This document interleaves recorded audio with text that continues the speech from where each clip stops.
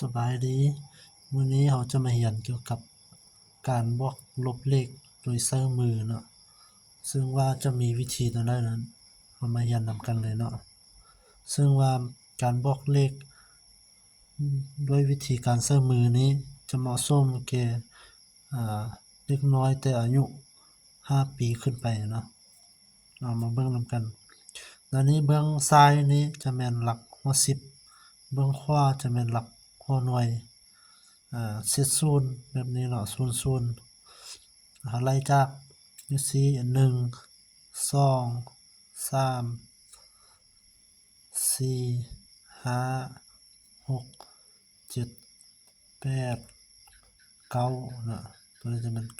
9ถือว่าหมดนะฝั่งขวาฝั่งซ้ายจะเป็นหลักหัว10 10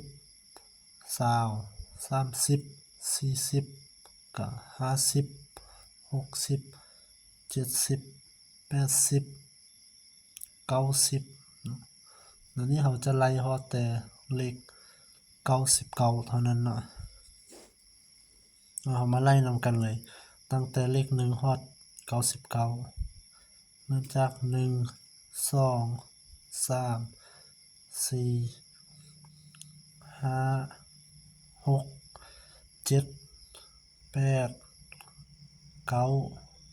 ก็10ตรงนี้เนาะเอาเบิ่งซ้ายขึ้น11 12 13 14 15 16 17 18 19 20 21 22 23 24 25 26 27 28 29 30 31 32 33 34 35 36 37 38 39 40 41 42 43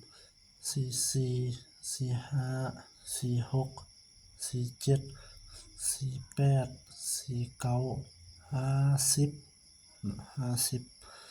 51 52 53 54 55 56 57 58 59 60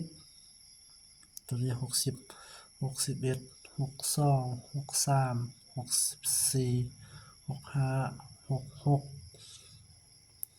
67 68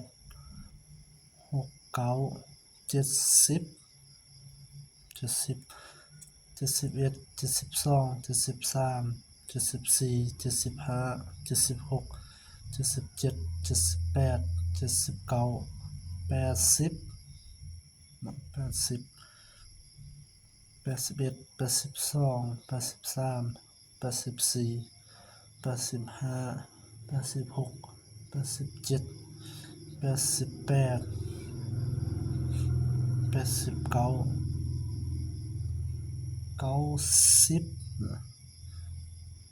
แบบนี้91 92 93 94 95 96 97 98